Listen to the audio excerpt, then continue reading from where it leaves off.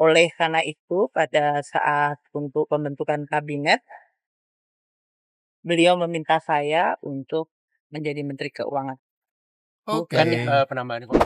Era Sri Mulyani sudah selesai itu. Sri Mulyani mungkin sekali sudah ditegur oleh World Bank supaya jangan lagi ikut campur, ikut menyusun sesuatu yang berbahaya bagi Indonesia itu. Guys, Presiden Jokowi didesak buat nyopot Menteri Keuangan Sri Mulyani. Jadi, setelah kasus Rubicon yang ngebuka aib Kemenkeu, Sri Mulyani panen kritikan keras dari banyak kalangan.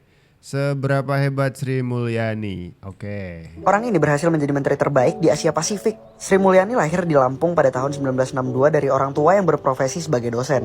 Beliau sempat menempuh pendidikan sarjana di Fakultas Ekonomi Universitas Indonesia.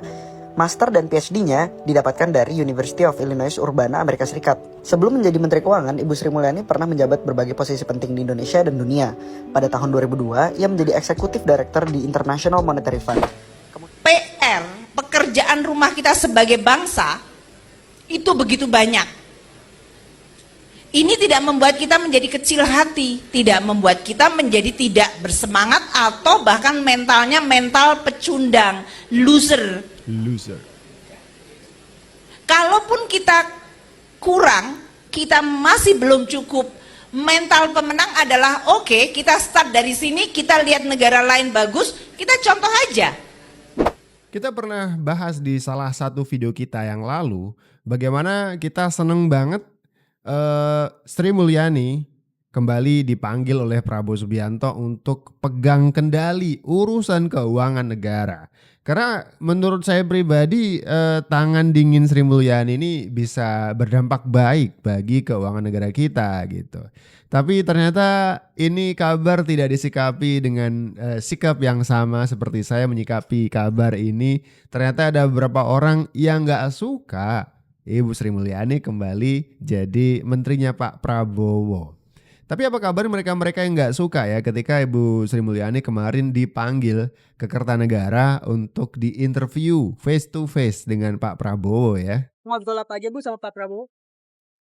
Saya dengan Pak Prabowo sudah beberapa kali ya, tentu saja briefing untuk keuangan negara APBN, karena selama beliau transisi dan pada saat kita menyiapkan APBN 2025 kan perlu untuk mendengar apa-apa saja yang memang menjadi prioritas dan arahan dari Presiden terpilih, Wapres terpilih. Jadi kami selalu konsultasi, kemudian kita juga berdiskusi mengenai berbagai langkah untuk memperkuat Kementerian Keuangan dan Keuangan Negara untuk bisa mendukung program-program beliau.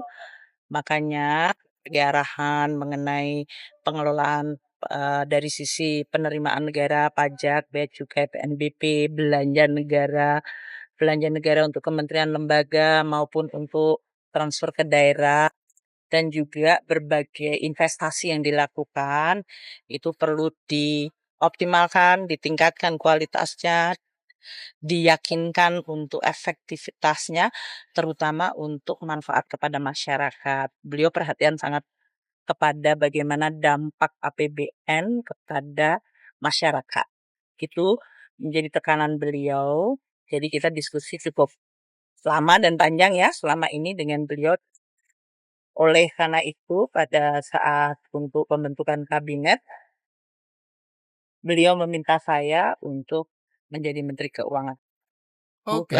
Penambahan nomenklatur ini tentu bakal merombak APBN juga ya. Itu dibahas juga nggak Bu tadi di dalam? Sebetulnya di dalam APBN itu beberapa antisipasi terhadap program-program dari Presiden termasuk dari sisi line up kabinetnya.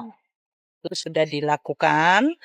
Kita akan membantu semaksimal mungkin untuk kementerian-kementerian yang mengalami perubahan untuk nomenklaturnya maupun dari sisi pembagian tugasnya supaya mereka tidak membutuhkan waktu yang lama untuk bisa bekerja secara lebih efektif. Itu ya. Jadi Bu, BPN kita juga antisipasi.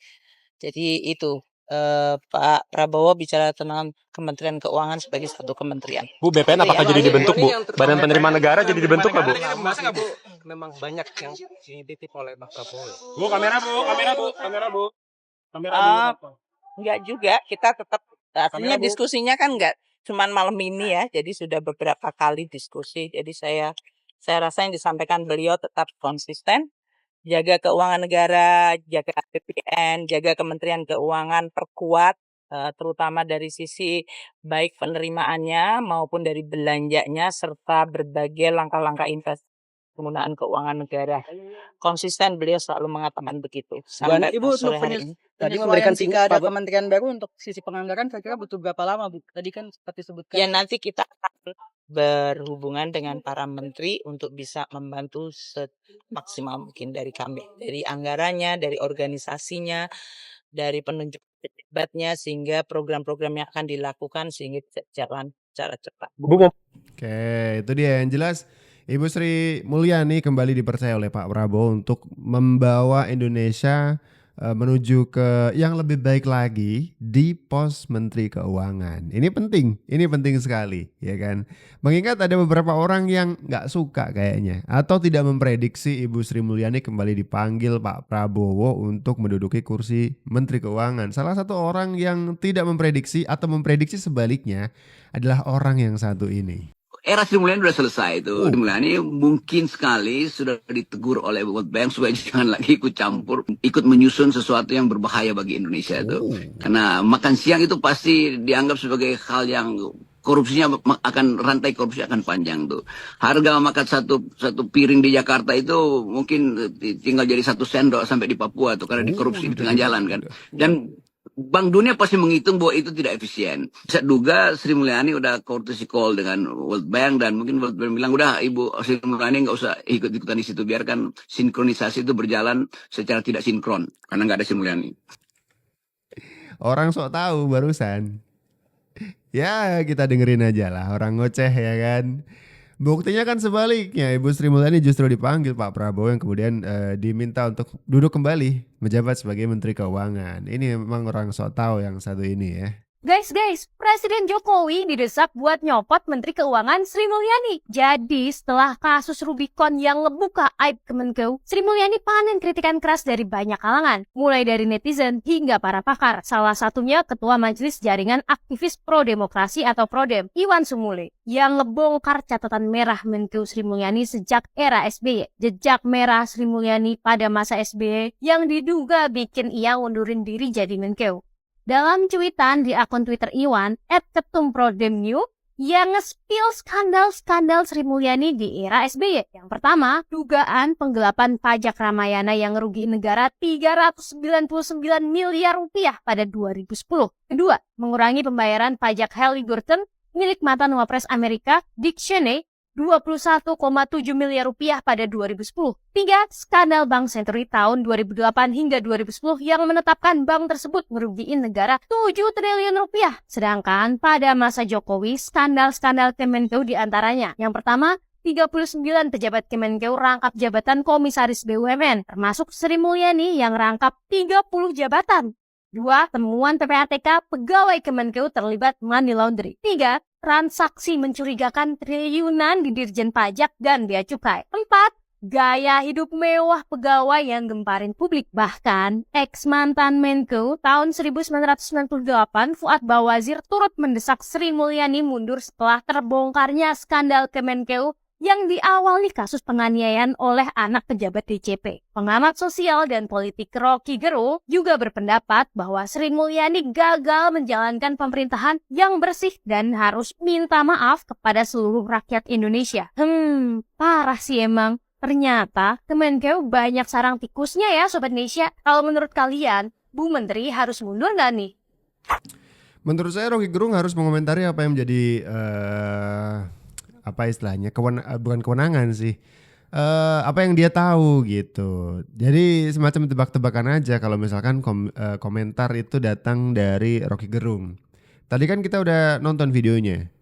Tebakan Rocky Gerung katanya Ibu Sri Mulyani nggak akan dipanggil lagi, nggak akan jadi Menteri Keuangan lagi. Terbukti kan salah, 180 derajat berbeda kan. Tapi kemudian emang seperti yang kita bahas di awal tadi, ada beberapa orang yang bersuka cita kita itu mendapatkan satu orang yang sakti ngurusin keuangan negara yang namanya Ibu Sri Mulyani. Punya partner yang oke di Menlu, Ibu Retno. Di podcastnya Mata Najwa antara Ibu Sri Mulyani dan Ibu Retno Marsudi itu kompak, bagaimana mereka berdua itu ngatasin kelangkaan APD bagi para tenaga kesehatan saat COVID melanda Indonesia. Mereka kompak, akhirnya teratasi. APD yang diproduksi di dalam negeri yang sebenarnya itu adalah pesanan negara-negara luar, karena memang kita itu produsen begitu ya, itu bisa dinego untuk dipakai sama kita dulu gitu. Bayangkan kalau dua menteri ini nggak kompak ngurusin itu. Kita bergantung kepada tenaga kesehatannya itu nggak punya peralatan yang lengkap, pada gugur, pada tepar semua. Waduh, negara bisa kolaps, ya kan? Untung kita punya menteri-menteri yang sakti seperti ini. Tapi masih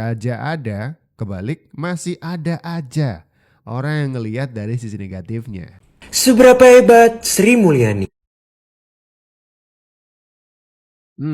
Seberapa hebat nih? Ia adalah wanita sekaligus orang Indonesia pertama yang menjabat sebagai Direktur Pelaksana Bank Dunia.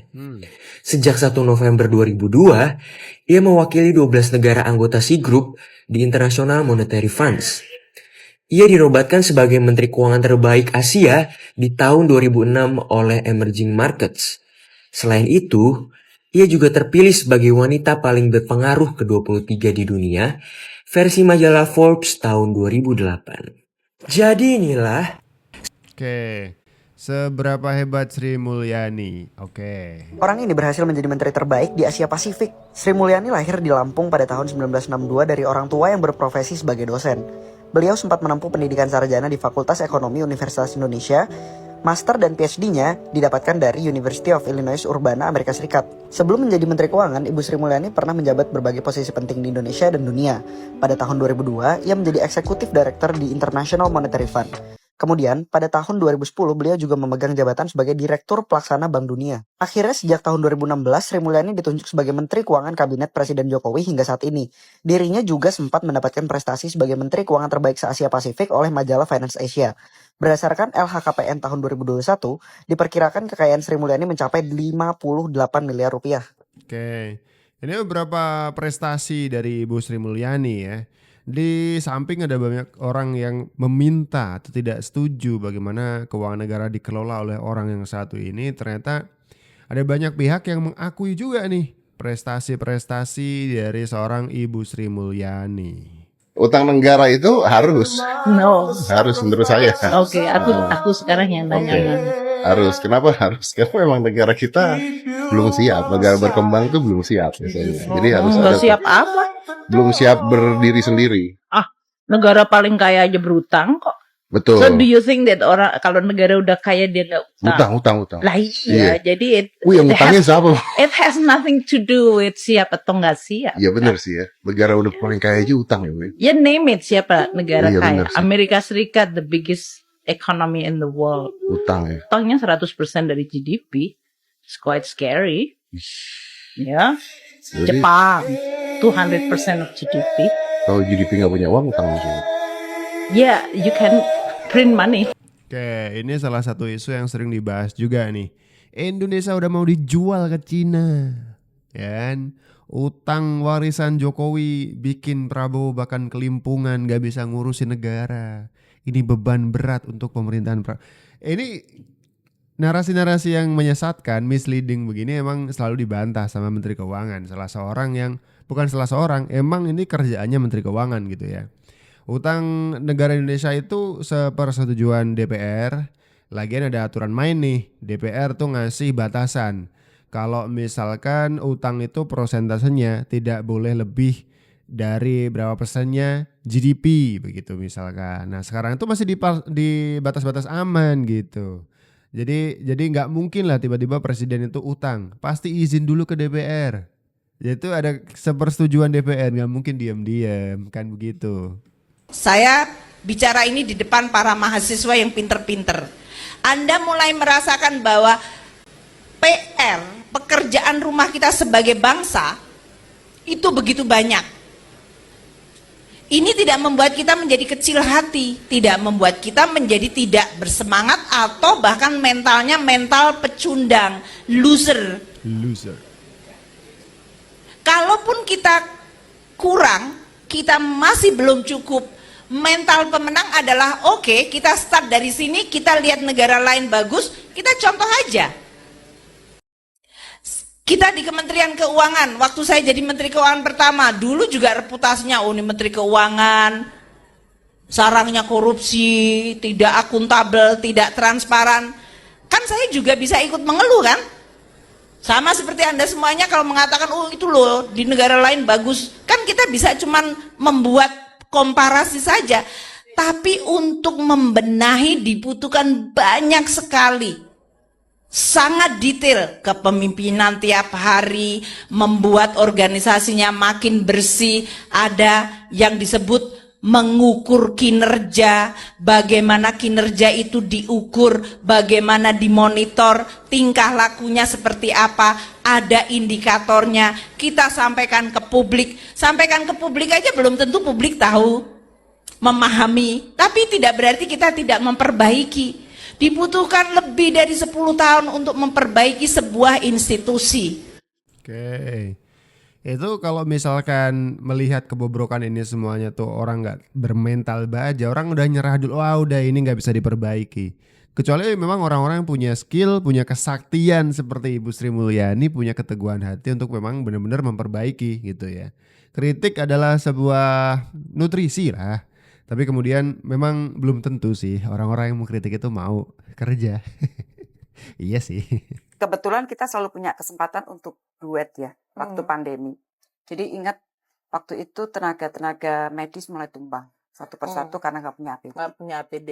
Betul. Jadi waktu itu kita harus negosiasi dengan Korea Selatan untuk mendapatkan APD. Jadi Korea sama Jepang itu they have the fabric, punya alatnya. Di sini dimaklunkan, dijahitin untuk dikirim ke mereka lagi. Itu udah kontrak lama. Tiba-tiba kita perlu itu kan. Jadi bayangin pas dokter bertumbangan, dokter udah bertumbang-tumbang. Jadi waktu itu pesanan mereka tuh 220 APD. Kita tuh bilang, bagi dong kita 50%. 100. Kita nggak bolehin bea cukai, nggak boleh diekspor. Ngamuk mereka kan? Iya, orang itu barang-barang mereka. Lapor kemana-mana ke presiden. Udah pokoknya nih bagian kamu ngomong sama sana. Pokoknya aku nggak akan ngeluarin sebelum dokter di Indonesia dapat APD. Dia nyegat nggak boleh keluar. Mereka teriak-teriak. Dia bilang, Red, lo bagian lo. Enggak, pokoknya aku bilang enggak boleh diekspor sama sekali. Jadi aku bad cop, dia good cop. Jadi yang terjadi Mbak Nana, aku masih ingat kita tuh ngomong sama mereka itu 3 hari. Dan waktu itu aku sampai ingat sekarang posisiku. Aku tuh di atas sofa jongkok. Sambil negosiasi jongkok. Aduh, ini kalau aku nggak berhasil, gimana? Itu tenaga-tenaga medis satu persatu tumbang. Jadi itu memberikan pelajaran yang sangat berharga bagi kita. Bagaimana kita bisa survive mengandalkan semua networking kita, dan kita tuh not bad waktu at all. Kita yang minta Melinda Gates untuk yang vaksin pertama kali, ingat ya?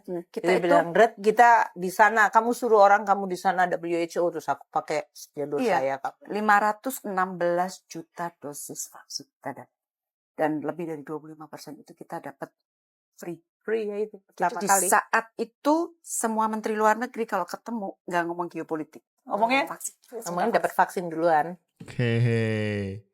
Untung kita punya Ibu Sri Mulyani yang punya tandem juga Ibu Retno Marsudi. Untung, ya kan?